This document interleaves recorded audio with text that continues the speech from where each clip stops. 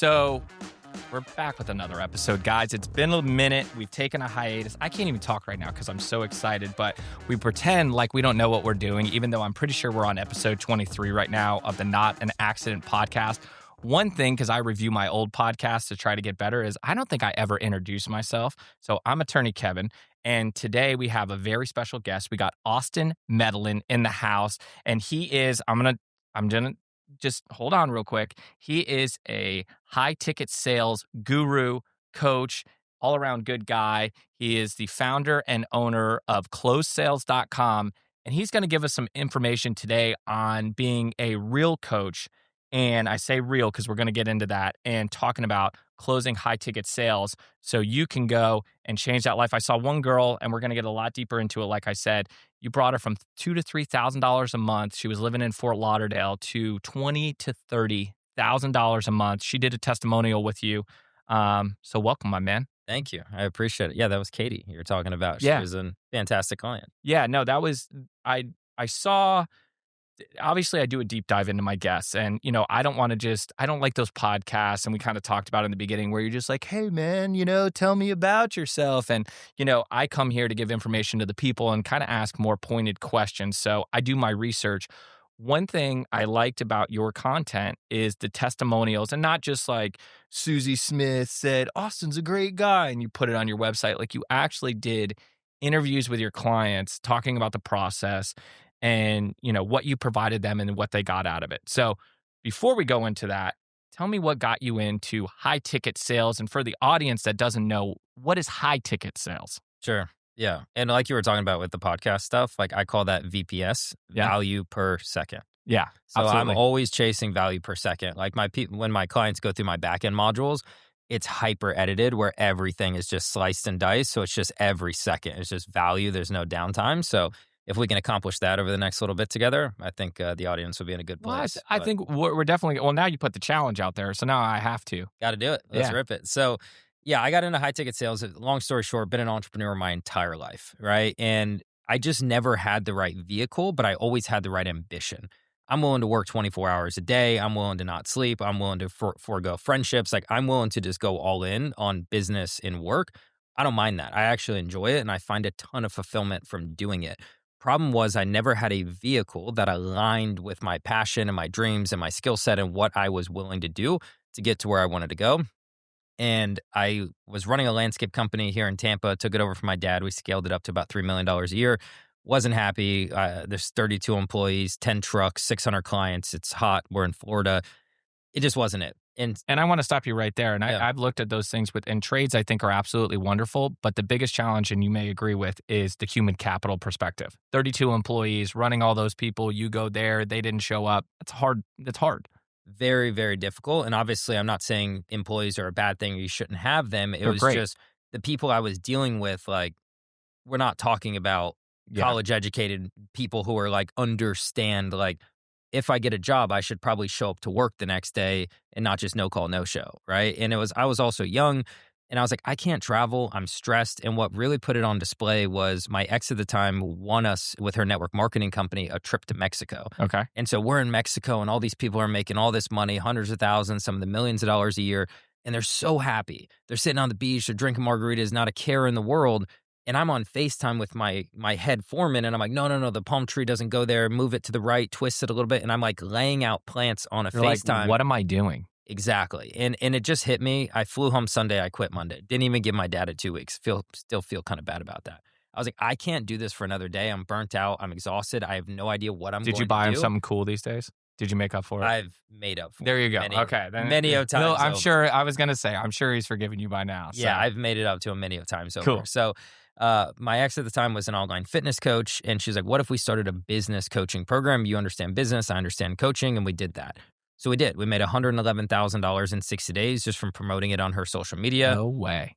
We realized How long ago was that? That was in 2019. Okay. So pre-COVID. So 6 years ago. Oh, so you were cool before, you were pre-COVID cool.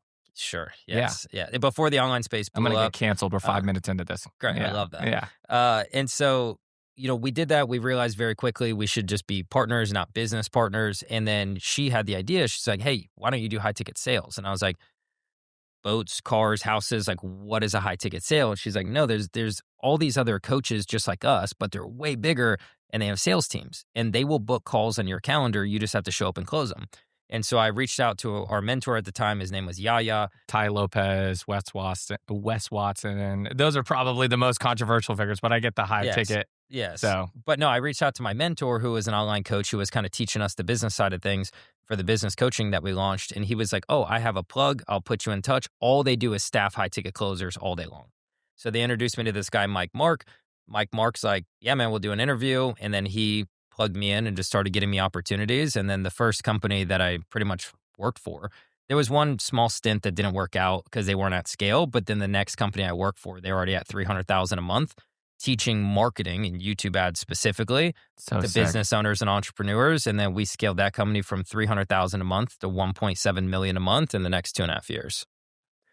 It's absolutely crazy. I mean, I'm in the car accident space where obviously, and legal services space, we'll call it, where, we get a third of everything we touch, and we're very, very fortunate. We do a great service. But, I had to go through 7 years of school and definitely cut my teeth to hear young people going out there and just absolutely crushing it. I'm like, man. I started making no less than 20 grand a month after my third month of ever even being in the space. Do I have a college degree? Yes. Do I need a college degree to do what I do? Absolutely not. We'll get to that. Absolutely not. But in 3 months from knowing nothing about this space or industry, I'd never been a high ticket closer before. I never made less than 20 grand a month. And that's not, there's no overhead. I have no employees. I'm not paying for anything out of pocket. Like, that's net in my pocket pre-tax. You said these days you have basically 1.5 employees. Yeah. Ish. Yeah, which is amazing. And you're living this life that you wanted to live. So we're going to switch into, you were in high ticket sales and then you basically got involved in coaching, I guess, not long after that. So I did the high ticket game for almost 4 years. Okay. So you earned your stripes. It was three companies, right? So I went from the YouTube ads to another guy that was teaching recruiters how to start their own recruiting companies. And then another chick who was teaching LinkedIn and email marketing to career coaches specifically. And I was a pivotal piece in all three of those companies, scaling to 7 and multiple 7 figures. And then I realized I was at the mercy of the business owner. In November of 2023, I was like, dude, like, I could just do this for myself and be in control and make more money and have more freedom and, most importantly, help more people. So November of 2023, I left, started closesales.com, doing the exact same thing, except instead of me just taking the sales calls, now I'm teaching other business owners how to take the sales calls. So do you think and I may not put this correctly, but I guess a sale is a sale is a sale, meaning, if you have the skill set, you can sell ice to Eskimos, you can sell a boat, you can sell a car, you can do, is it, it seems like it's just, you have those, it's twofold. Basically, you have those skill sets as far as sales go, and then you have an information, about the product that you're selling, and then you marry those two together. But I guess the only missing really kind of taking you from here to an extreme level is the passion for the product that you're selling, I would imagine. If you don't enjoy or believe in what you're selling, no matter how good you are, you won't be able to sell it. Or you're just sleazy. Yeah, right? 100%. But I mean, sales is sales. Psychology is psychology. Once you understand that and how humans make buying decisions, the rest is I guess history. How did you feel confident enough to go into coaching? Like what was that kind of was it an epiphany is I have the skill set to do it? Or was it more of, hey, I need to, take this leap and let's see what happens? After I took 7,000 one-to-one high ticket sales calls with people all over the world, rich people, poor people, old people, young people, tall people, and short people, like from every socioeconomic background from multiple countries all over the world, and I was closing all of them, I realized I had something. And like, for example, the first company I worked at, I was outpacing everybody's numbers, and I only work 4 days a week. I'm like Chick-fil-A. I don't have to be open every day. So they're working 5 days, 6 days, 7 days, grinding it out. And I'm working 4 days, doubling, sometimes tripling their numbers. I've been doing that too. I want to take a little, I do these little detours because I like to capitalize on the information. So I'm available 24/7. I just want to put that out there for any clients watching.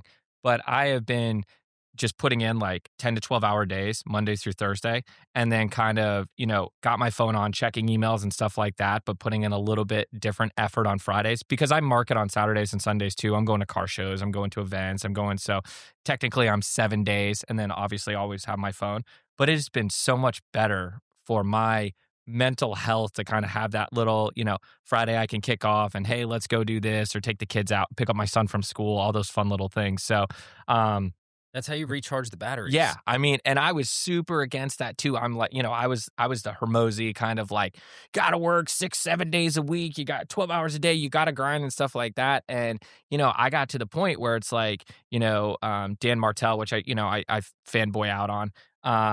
He said rather than work life balance, it's work life integration. Now, a Friday night, I got to go and, work for 3 hours, while the kids are sleeping and, or go to an event or do this or that. I do it. I don't care. Take a client call or sign a new client or whatever. But I think a 4-day work week, I know we've talked about that as a society, on and off for many, many years. I hope that comes into volition because I think it is very helpful. I mean, people ask me all the time, how do you work 16, 18, 19 hours a day and not burn out? Because I only do that for 4 days in a row. Correct.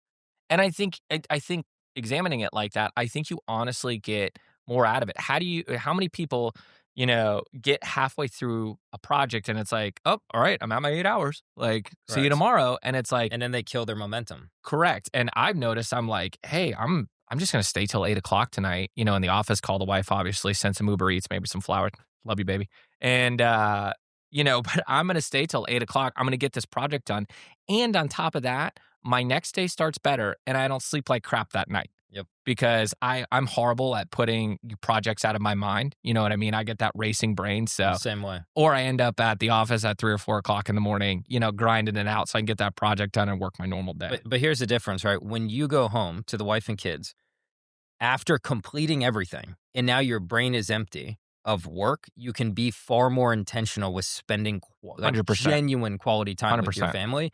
Where I'm the kind of person, like, if we set up a dinner, but I have a bunch of work stuff on my mind, I would rather cancel the dinner than show up, but mentally I haven't shown up. And then you'll be like, why are you so disconnected or you seem distracted? That's because I am. That's Yeah. because I'm in the middle of a huge project Yeah. that I'd much rather be finishing to get it out of my brain than sitting here at dinner that we could have rescheduled and done another day. 100%. And, I think I've gotten even away from, dinners as well as like, I love, brunches and things like that because I feel like dinners just drag out. And I love, I love my friends and colleagues and things like that, but it's like, it's never just dinner. You know what I mean? And then I feel like such a jerk. I'm like, oh, I don't want to do that But after you shouldn't this, feel like a but- jerk for having high standards. It's Yeah. the same thing with me. I had to stop playing golf. Oh, Because really? it's Okay. like, dude, like, and I'm not saying golf's a bad thing. Yeah. I really enjoy golf. It's just like, it's a 6 to 7 hour ordeal. By the time you get dressed, Yeah. drive there, warm up, like, it's too long. Yeah. And it's like on a Saturday afternoon, I could have gotten an ungodly amount of work done, which genuinely fills my cup and makes me happy, sitting in my office working on something, than like being in the sun, hanging out with the boys. And then I'm like exhausted. Then I need a nap. It's like, it's a full day event. And it's just like, I had to stop. I'm the same way, and it was for me. It was the gym as well. As far as it's that necessary evil, which I know you talked about a little bit in your content as well. I went and the gym just got too long. It's an hour and a half ordeal, and I'm screwing off, and I'm checking my phone and this and that. So I ended up hiring a trainer who became a very good buddy. And it's like I'm in there for an hour, and I'm there to get work done. Like so there's a time and a place for fun. You know what I mean? So. Do you think, and we have to touch on this because, it's kind of like the CrossFit of politics, if you don't mention it, you're not doing it. Do you think that AI is an immediate threat to sales and coaching? To sales and coaching, I would say no. Okay. Now, Well, why do you say that? keep in mind, I'm very uneducated on Okay. AI. And I think that every day that goes by, AI develops more rapidly. Don't you love that if you ask anybody about AI, it's like they either know nothing or they know everything. It's like Correct. they're either the founder of NVIDIA or like they're me and you, where you're just like, so what? It tells you what to do? ChatGPT, what? Yeah. But here's the thing, right? Sales is human to human connection and interaction. And there's all these AI bots now where you can like role play your sales calls and stuff like that. But there's like a delay where it has to like process the information you're giving it. So do I think AI could get good enough in the future to handle sales conversations? Yes. Do I think humans will want to buy from robots when making a $5, $10, or $50,000 decision? Probably not, because I don't think AI is going to have the compassion and empathy that humans do. And I also don't know if AI will advance far enough to be able to look at a prospect and say, don't do this. Mhm. And that's what makes a good salesperson, is when they're honest and ethical and moral. and they can look at a prospect knowing they could close them, but knowing they shouldn't and saying, don't buy this. You need to go do this other thing instead, then come back to us. I mean, do I think it could potentially get that good eventually? I guess. I've integrated one very small piece of AI into my coaching. I think there's just something authentic about me actually sitting in the chair, taking 7,000 calls, coaching hundreds of people for 60% of a decade, that if I try to download all that and put it into AI, it kind of loses that. But I mean, I'm also a laggard, right? I always adopt slowly because if it ain't broke, don't fix it. And if I can work 4 days a week, make a couple $100,000 a month, run at 60 to 70% profit margins, love my clients, love my life, even if I AI'd my whole business, what the hell do I do all day? I think that's a huge point, and I think even the bigger point that you hit on, and we talk about in the legal community as well, is like, is there, are we going to be obsolete? Are we going to be this? Are we going to be that? Number one is if there's a mistake, maybe a malpractice mistake, who do you blame? The AI? Like, oh, they did it. That's number one. So I think it'll be a very long time before lawyers are replaced. Number two is people still want to talk to when they have a significant legal matter, or like you said, they're spending a significant amount of money. They want to talk to a person. They don't want to talk to a machine. So I think AI is helpful, but I think we're 5 to 10 plus years away from significant integration, even though everybody says it's coming, it's coming. I think it's coming. I'm not saying it's not, but I think we also thought electric cars were going to take over as well. And then here we are. Yeah. As I pull up in my McLaren with downpipes in a tune that's obnoxiously loud, like I'm not going to an electric car ever. I won't either. Yeah. I think AI has already consumed certain spaces. Like I think graphic designers' jobs are probably at risk when you can punch in a couple things and then AI can build you a thumbnail or graphic or whatever you want. Like I do think there's lower skilled jobs that are already at risk or being consumed by AI. Sales is the highest paid skill set on planet Earth. Could AI replace it? I guess maybe potentially anything could happen, but I think that it's the more highly specialized and highly skilled your job title is, I think the longer it's going to take for AI to really start to make an impact. Correct. I agree. I think, and the other thing that I think it is really threatening is publishing. As far as books, I mean, you can now be like, write me a chapter about success in blah, blah, blah. And it's pretty crazy. Obviously, you invested a lot in your business. You've talked about in your content spending, 200,000, probably significantly more than that now, getting coached yourself and learning and educating yourself.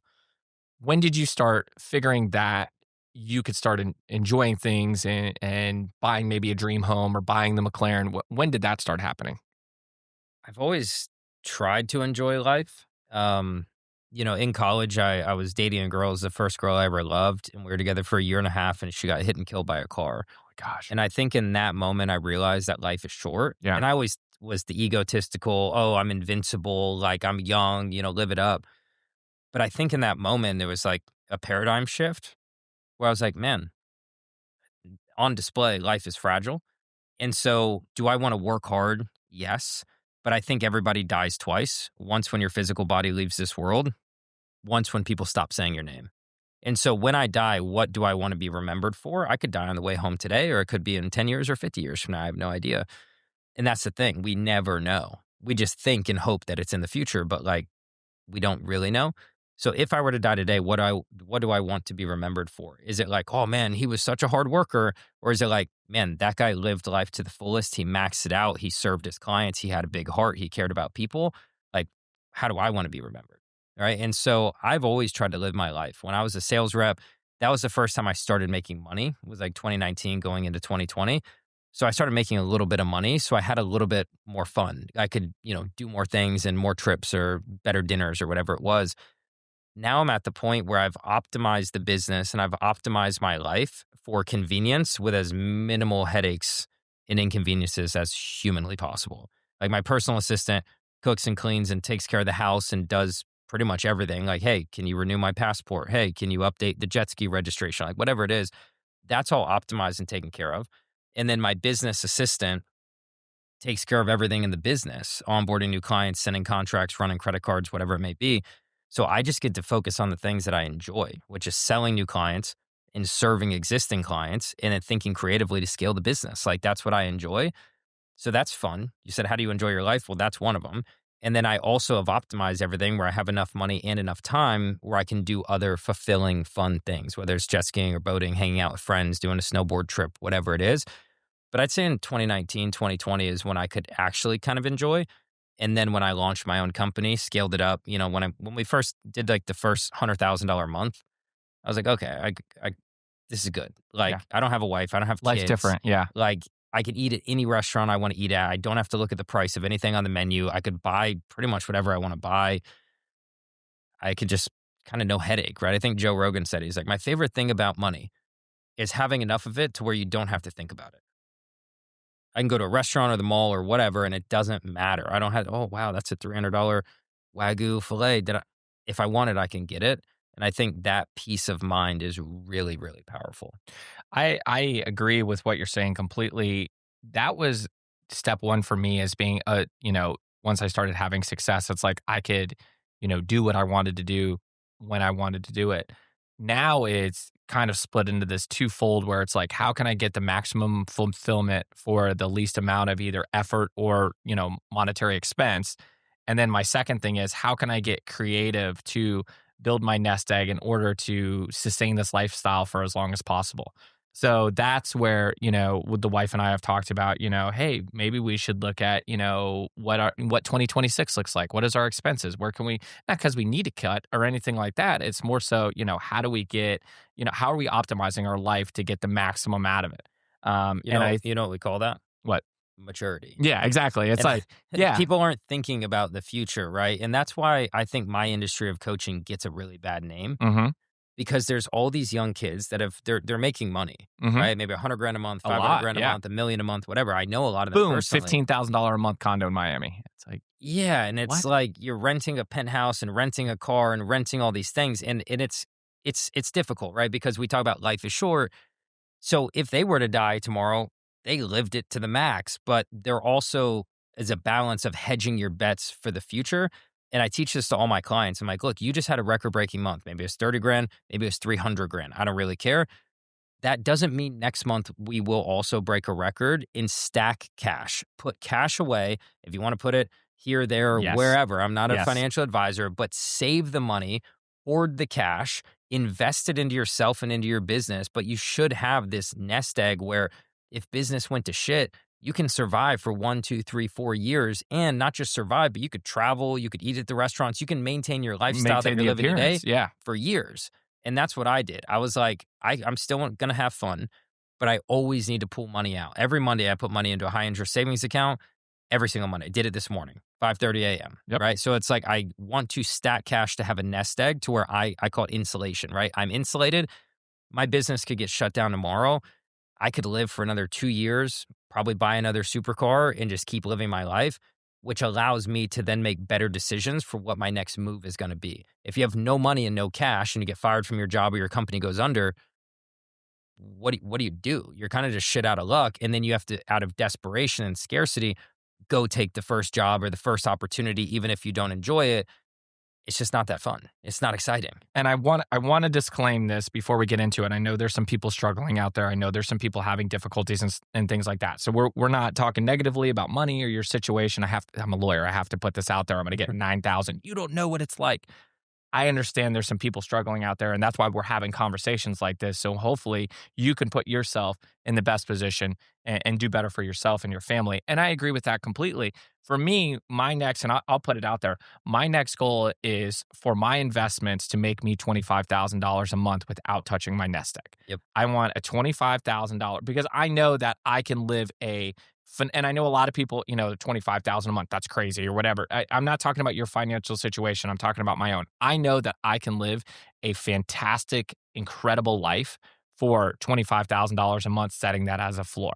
And that's where I'm trying to put my own investments, where it's like, I don't touch anything. I don't touch the nest egg. And I got that residual income just coming and coming no matter what happens. Yep. And I think that's what, with the maturity, obviously we did, crazy thing when we were, in our 20s and, clubs and the Vegas and the, dinners and the, balling out. But at the end of the day, you do got to smarten up, and the quicker that you smarten up, is the better life you're going to live moving down the, down the road. Yeah. And, I also come from a place of like, I grew up, I'd say middle class. Wasn't crazy rich, definitely was not on the lower end of the spectrum. I'd say it's like middle of the road, right? Well, today, I make more than everyone in my family. Hmm. Not combined, but everyone in my family, I make more than. But to get there, there was a period where when I was 18, I left the house and I was on my own. Well, today I'm 31, so that's a 13-year gap. Hmm. Somewhere in the middle of that gap, I was 50 grand in debt. I was Hmm. 35 pounds overweight.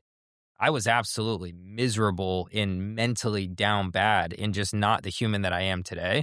So when people like look at me today, they're like, "Oh, well, it's easy because you have money." I was broke as shit.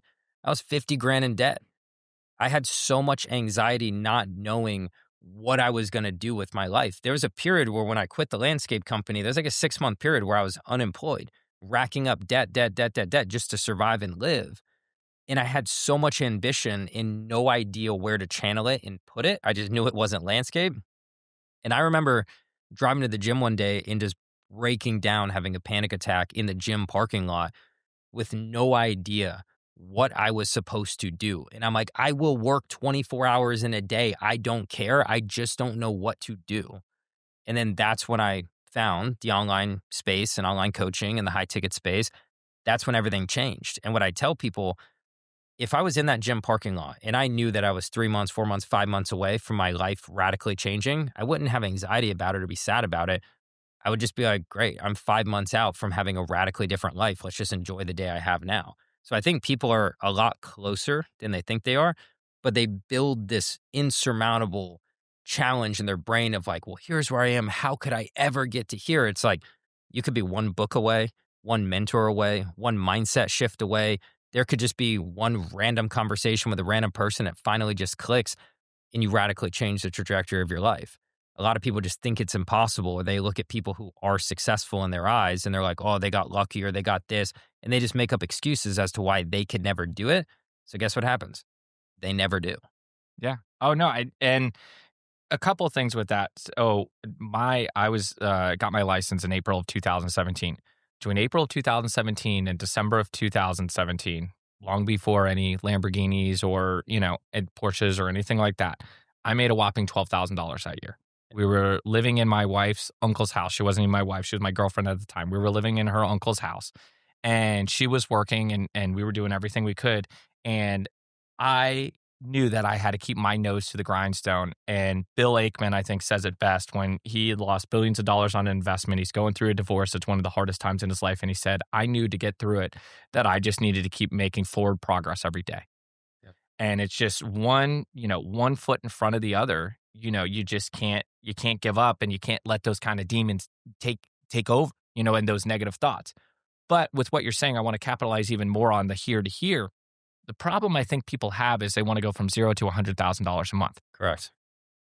Go from $0 to $3,000 a month. Yes. And then go from 3,000 to 5,000, and then go from 5,000 to 10,000, and then 5,000 to, 10 to 20 and, 30 and so on and so forth. I think that's a new mindset. Yeah. I mean, because social media has perpetuated it's so crazy. the fact You got to make 100 a month. if you don't make 100 grand a month, you're poor on social media. Yeah. Which is a massive problem. Yeah, Right. Like exactly. it's just simply not true. Yeah. When I was making $20,000 a month, dude, I could do whatever I wanted. Again, didn't have kids, but I could quite literally do whatever I wanted at 100%. $20,000 a month. So to see these kids on social media, like, if you don't make 100 grand a month, you're poor. It's like, time out. Hold on. Yeah. Like, if you make 100 grand a month in the US, unless you're over leveraging your spending. Well, 1% is 374 a year. Yeah. So that's It's 28 grand a month. And now they're telling kids that are 18, 19 that they're More poor than if they that. don't make it. 32, but yeah. It's close social media. Yeah. It's social media has perpetuated that, which I think is a good and a bad thing, right? If people use it for motivation to work hard and build legitimate companies with actual intrinsic value, amazing. I love that. But I also think there's the other side of the coin where people are like just gambling on crypto or like, what is the fastest path for me to get rich? And they're willing to step on people's heads to do it. Then it becomes unethical. Then it becomes like, guys, like we're not building anything with real value here, like real enterprise value. we're just trying to rug pull meme coins to like get rich. It's like, okay, like we probably need to tighten it up a little bit, Let's but it's just, it is what it is. It's the way the world has well, it's progressed that with social media. desperation. It's that desperation to keep the ball, moving, moving down the road. And, you know, I think people, until they get that wake up call of just like a significant loss, then they just don't have that. If they go from 100,000 one month to 20,000 the next month, it's like the light bulb doesn't go on. But really, with a lot of these gurus, I'm like, okay, made $100,000 a month, super cool. How much did you save? Correct. Because it's like 37% is going straight to the IRS if you live in Florida. So now you're down to 60. $15,000 or $10,000 a month penthouse, you're down to 50. $15,000, $10,000 on entertainment, which these kids are going way crazier than that. Now you're down to 30. Then, clothing, another 10, then this and this. Dude, you went from 100 to $12,000 in savings. Yeah. What did you had do? a fun month though, I guess, but like, Super fun. but I think there's a balance, Yeah. which comes with maturity that most people aren't going to get until they get a little bit older. And that's okay. Everybody learns at their own pace and does their own thing. But I figured it out because I had made over $1 million as a high ticket closer, Mm-hmm. had nothing to show for it. Yeah. Like I had nothing. And then at that time, I was overweight. I was going through a divorce. I was building a house that I couldn't afford. And then I quit my $30,000 to $40,000 a month consulting job to start my own company in November of 2023. So I just looked at it. I was like, you know what? What's the most amount of shit I can pack into my life right now, which will just force me to grind? Mm-hmm. Okay, I'm overweight. Great. I'm going through a divorce. Great. I'm broke. Great. I have this house that's going to be built in the next 6 months. And if I don't have the cash, I lose my deposit. So I just went all in, building the business, working on my health, eating healthy, like just doing all the things at once. That was a lot of fun. That might have been the most fun I've ever had, was when I was just locked away in my mom's studio apartment in St. Pete Beach, like tiny little couple 100 square foot apartment, just with nothing else to do but work on every aspect of my life. That built a ton of momentum and was a lot of fun. For me, I'm not going to say what bank I'm a part of because I don't trust you fools. But I always take my money out of my bank accounts, like you were talking about moving the high yield. I move all my money out into my brokerage accounts, and I look at the account every day, and I only keep maybe a month's worth of expenses, if that. And I'm like, wow, you need to get hustling. You only got a month. Like, you got to make it. You got 30 days to make it happen, and that mental kind of thought process, or that Olympics, is like, man, you got 30 days. And then you make money, and then you start all over again. It's mental gymnastics to keep yourself You have to do something, because like, you open the bank account and you're like, oh, wow. It's like, people, whoever you are, you get a little jaded. One of the things I want to talk about is, quite a few times in your content, you say that sales is service. Where did that come from? What does that mean? I think sales as an industry or a profession has kind of like a bad name. I think people go, oh, salespeople are slimy, or they're out to get you, or they're just trying to take your money. And I was kind of just raised in the middle. We never really had that conversation. But I think there are unethical salespeople, right? There's unethical people in every industry, whether it's attorneys or salespeople, or Of course. And so for me, when I got into the world of high ticket sales and I started having a lot of conversations, like 12 to 16 sales calls and conversations a day, it kind of hit me one day. And I was like, these people are on the call because they actually need help. Like, these are humans with real businesses and real financial problems and real families. Like, this is another human being's life, and they're here because they need help. And if I'm 100% confident that my program, product, service, or whatever I'm selling at that time is the thing that they actually need, it makes me a bad human not to sell it to them. And so it clicked, like, probably after a month of being in sales, after I heard story after story after story. And after the first month, because I had enrolled some people the first month, going into the second month, they started getting results. They started hitting me back up. Brad. Dude, thank you. Like, dude, I know I had objections. I appreciate you holding me accountable. You changed my life. You changed my family's life. I couldn't be doing all these things without you. Now, keep in mind, that was 5-6 years ago. So now think about the ripple effect of impact that I've had by connecting good people to good programs that they actually need to change the trajectory of their life. When they make more money, or they become better humans, or they build their business, they don't just do it for themselves. They pass that down to their family and their friends and their colleagues and everyone. So there's hundreds of thousands of people now running around planet Earth who have no idea who I am, but me selling one person has now rippled down to them. And so, like, I have many clients who are fitness coaches. Great, dude, I don't know that much about fitness. Like, I don't know macros and this and that. I pick things up and I put them down. Me too. Some are heavier than others. I hire a coach to tell me what to pick up and put down That's and what what I to did put in too. my body. It's my right? favorite part. So I'm a men's fitness coach. I'm a woman's fitness coach. I have a music coach in my program. Dude, I know nothing about music. I'm the least creative person. So I have hundreds of coaches that I've worked with that teach all different things that I know nothing about. And by helping them get good at sales, they now sell their program to these people, which then enrich the quality of their life and then pass that down to their friends and family and colleagues, et cetera. And it's like, dude, we are just serving people by selling them good products and services. That's the caveat. If you sell a shit program or you're a shit coach, sales is not service. Sales is taking money from people and then not giving them what they're paying for. That is not good. But if you believe in what you're selling, whether it's your own or for somebody else's, it's your duty and obligation to close every single person that is a good fit. For me, and I agree with you completely, what really changed it for me is asking them more than just, I guess, more than the sale. In my business, we're dealing with injured people. So I can't advocate for them if I don't know what they're going through. It's like, oh, my neck and my back hurts. Okay, well, yeah, that's definitely something. How has this affected your life? How is this going to change your life? How is this, when you go the extra mile and ask those questions and get that why, I think that has a lot to do with being able to be a better salesperson and being able to live out that mission. So once I, once I humanized the sale, I think I became better as an attorney, a better advocate, and produced better results because it wasn't just, it's not a widget. You're having a profound effect on somebody's life, or if you're just, doing 1,000 sales calls and, to your point, we can transition to that. Your close rate's going to stink. It's going to suck. Tell me how important the close is and some of your closing tips. I know that's kind of a general question, but go into that a little bit because I know you're really big on close rate. Yeah. When people look at building a business in general, many ways to do it, right? The way that most people, especially in the online coaching world, think, if I just spend more on ads or I just get more opportunities on my calendar, I will scale. Problem with that, if you have a low close rate, putting more calls on your calendar just gives you more headaches to deal with You're because spinning you're your getting wheels. objections that you don't know how to handle. So what I realized is if you could double your close rate, you can double your business. And you don't need more ads. You don't need more funnels. You don't need to do more organic or you don't need to do more cold DMs. You don't have to do anything at all. You don't even have to spend one extra minute of your day.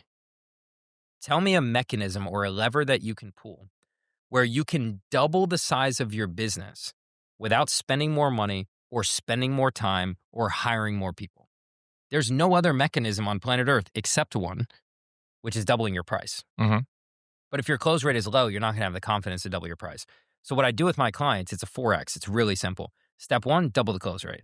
That's just getting more effective on the phones, asking better questions, objection handling properly, having more confidence in what you're selling. Then once your close rate's really good, now you're like, dude, I've been undercharging this entire time. Everyone's buying. They're all paying me in full, minimal objections. And if they do come up, I handle them. Step two is we double their price.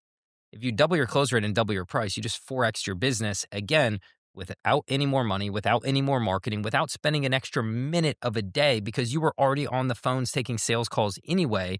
You're just now highly effective and charging what you're actually worth. We just 4X your company. I agree. And even more so on top of that, once you do land that client, giving them the best service possible. Well, they will give So- themselves the best service possible because when they pay more money, they pay more attention. Correct. When anyone in a business, any business is struggling with their clients actually following the program or getting results, they're probably undercharging. Mm-hmm. The more it hurts financially, the more seriously they take the program. The more seriously they take the program, the better results they get, the better testimonial, the better case study, and the more referrals you get. It's a win-win-win for everyone.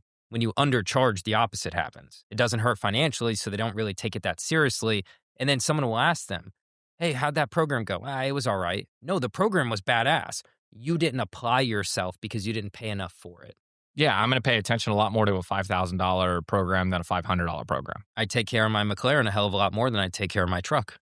I agree. I do like my 4Runner though. I do like my I 4Runner. like my truck too, I do. but I'm not getting it washed every week, not No, vacuuming it out no, the inside.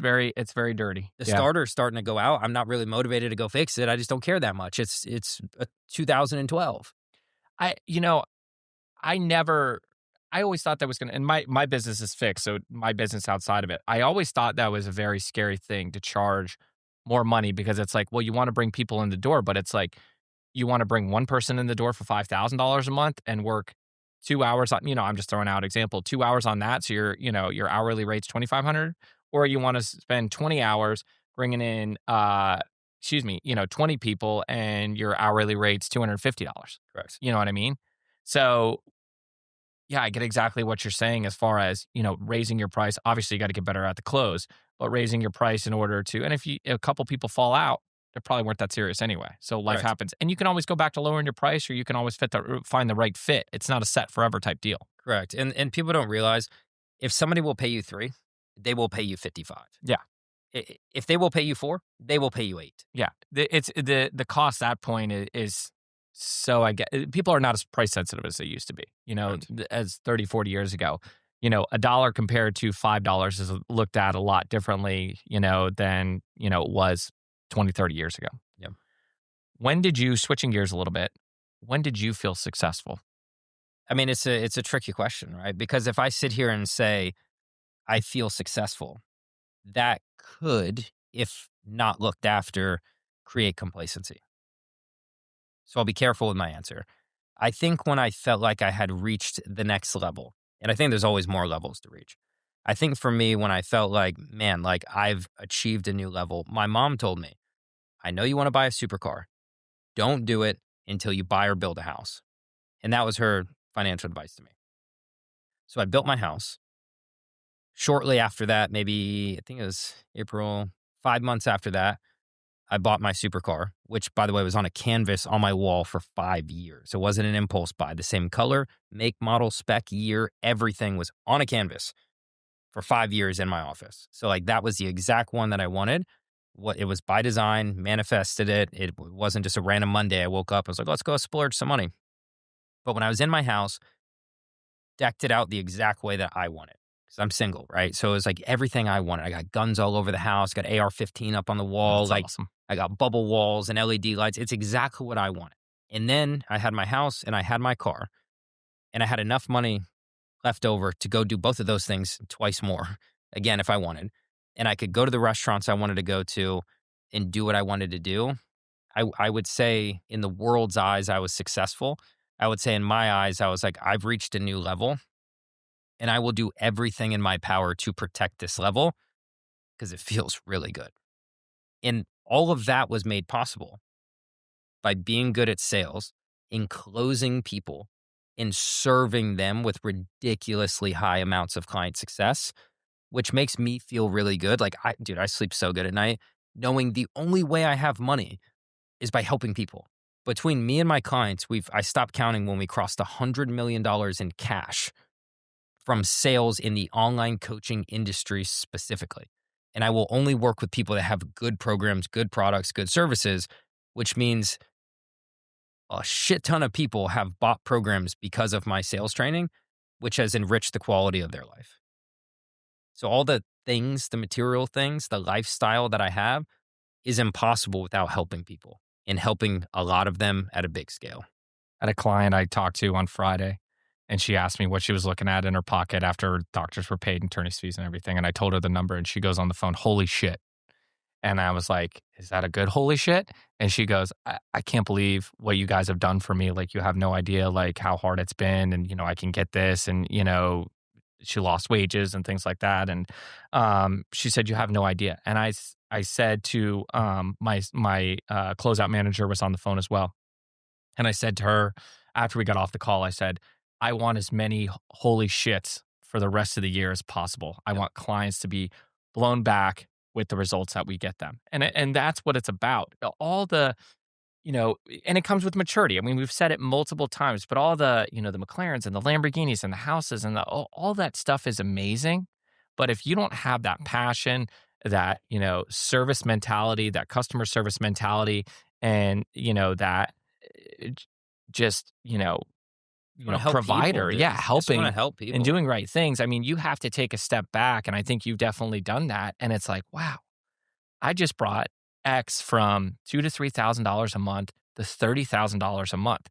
She is going to be able to, maybe put her kids in private school one day or, make change on other people in her fitness business and stuff like that. I mean, when you break it down, Yeah. it's truly incredible. And don't get so caught up in the weeds where you can't have those thoughts or you can't have those, I guess, trying to find the right word, but, reflections that you're doing something special. And if you're not having those reflections, may need to find a different path. For So, sure.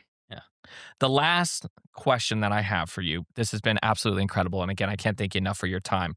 What advice would you give somebody that's starting in sales other than buy my course? I'm just kidding. That's good.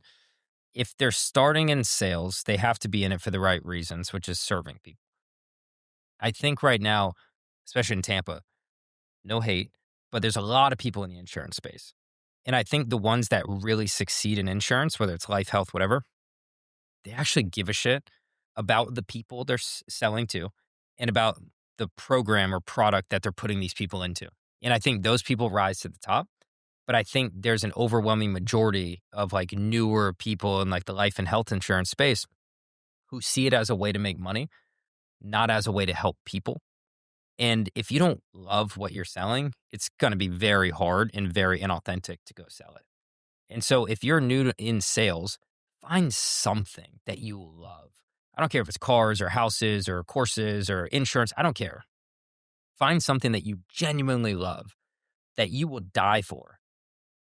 Start there.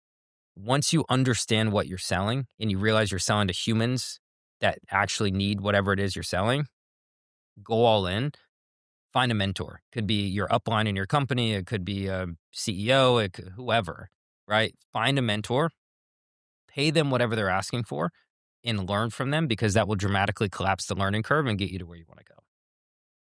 I agree with all of what you said, but especially the last statement about collapsing the learning curve, because I think so many people are afraid they'll make that, they'll make that penthouse payment or they'll make that supercar payment. But when it comes to, education, it's like, well, and you never know the door that mentor could open or that introduction at that conference or what could come from making that investment in yourself and, taking the next steps and taking everything out of that. So, with that being said, I cannot, again, thank you enough for coming on the Not an Accident podcast. We are going to have all of Austin's contact information in the bio below. So if you guys want to check out his website, his YouTube channel, his Instagram, make sure you give him a follow. As always, my producers will yell at me if I don't tell you to like this and subscribe to the channel. And we're out. We'll see you guys next time. Thanks Appreciate for you. having me. Thank you. Absolutely.